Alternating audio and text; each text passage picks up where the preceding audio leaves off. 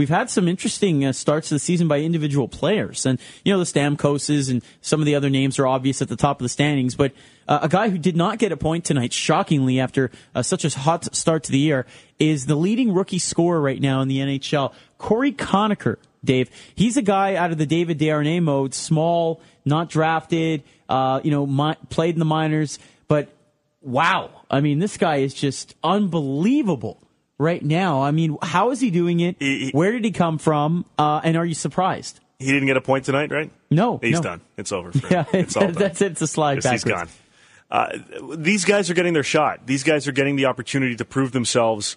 Look, Tyler Ennis is... With Buffalo, yep. Yeah, sorry, with the Buffalo Sabres. Scored tonight, by the way. And he's what, 3'9"? Yeah, he's a tiny dude. He's a little man. He's smaller than Marty St. Louis. Hold on, let me just tweet that. Dave Pagnotta says Tyler Ennis is a little man. That'll go over well. Yeah, he's the biggest little man in the National Hockey League right now. So, but look, these guys are getting their opportunities. David Desharnais, I mean, 60 points, 62 points last season. Yeah. When would he have gotten that shot 5 years ago or something like that? He wouldn't have. On which team? So, Conacher's a guy that has the flair, has the offensive capabilities, as he's shown, and has gotten the opportunity to do it in Tampa. Look, Montreal's got another smaller guy on their team in Gallagher, and he's performing well because of the speed that he brings to the game. The elements of the league and the game have changed a little bit that allows these guys to play, but the physicality is still there in their game, so it's a compliment to them. Now, you look at Tampa, and you got Conacher, and they got another little guy over there helping him along, Marty St. Louis. Yeah, so, he's been around a while. Yeah. Yeah, that's a good point. Yeah, MVP, I think, of the AHL, right, last year, Conacher? Conacher was, and Marty St. Louis, of course, leading scorer, league MVP. I mean, these guys can get the job done. We've seen it, a number of times throughout the history of the National Hockey League. So it was due. I think we were due to see a bunch of these dudes kind of break out of that shell, break out of that kind of shadow that everyone kind of put them in. So good for them. Game points here on TSN 690. You're talking some hockey here on the show. Elsewhere around the league, Dave, the Luongo situation. I mean, how do you see this one going down finally? And is there a chance that he ends up in Vancouver the entire season? There's a chance, but my dream scenario in this whole mess is the Canucks end up trading Cory Schneider. That would be awesome. After all this hype that Luongo, he's got to go, and they move Schneider after Mike Liut, his agent, says that he hopes that Luongo gets it. That would be just awesome. That would just be really cool. I would like to see that. And for like a second round pick. And that's it. Future considerations. Yeah. That'd be nice to see for all those magical and lovely Canucks fans out in Vancouver. But he's going to get dealt at some point. It wouldn't surprise me if he stays all season, but and then gets traded probably around the draft. Well, here's the problem with trading Roberto Luongo right now for the Vancouver Canucks. I'm looking at the stats right now, okay, gentlemen?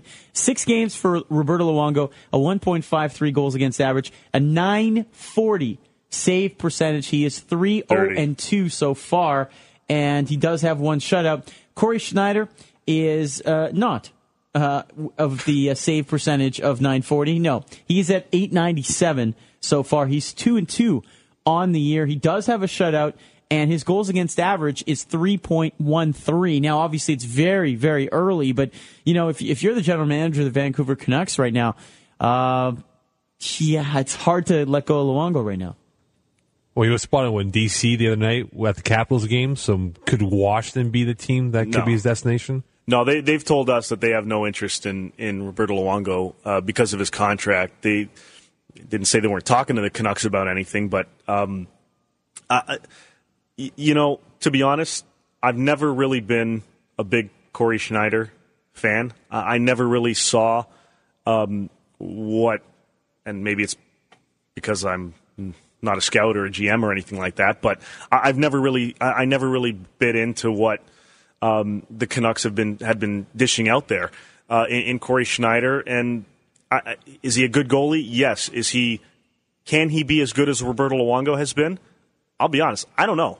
And if I'm betting today, I'm saying no. I don't think Cory Schneider will be as good as Roberto Luongo has been, but Vancouver has made their decision They've made it blatantly obvious that they want him to be their guy. So they're going to end up trading Luongo if the right deal comes across. But like you said, with those freaking numbers, I mean, how can you trade him now? You can't. You got to go with the hot hand, and his value is going to keep going up because teams obviously haven't pitched what they feel is worthy. And you throw in the fact that you look at the stats right now for the Canucks, and the leading point getter right now is Daniel Sedin with 2 goals and 5 assists, 7 points in 9 games. They're not lighting it up. This isn't the Canucks of yesteryear where you had just a juggernaut of an offense. They're not scoring goals. So if that's the case, you're going to need somebody back there, and you can't afford to really hang back and let Cory Schneider grow as a goaltender if you think that your window to compete for a Stanley Cup is right now. Yeah, the D even on that team has been weak. I mean, and you touch on the offense. It's like when you get a new video game for the first time and you're trying to figure out how to score and play. And how come Daniel Sedin only has 7 points in my first 10 games? This is ridiculous. So it's like that's what's happening with this team. And their D has struggled. Their offense their secondary scoring is almost non-existent without Kessler and David Booth. Even though with Booth in the lineup, it wasn't really that helpful either. But this is a team that Mike Gillis has said it, he wants secondary scoring. And he was looking at D before he signed Edler to a longer-term deal. But he wants to bring in 2 guys to play on, whether one guy's on the first line, the other guy's on the second, but a minimum of 2 guys that are capable of being top 6 forwards and something else. And the way that Luongo's playing, he has every right to ask that. And I'll tell you something too, though. Things are going to get better with Ryan Kessler coming back. He's a heck of a player, and we'll see what kind of gas in the tank and how healthy he is when he does come back. Though that's going to be obviously the key thing there.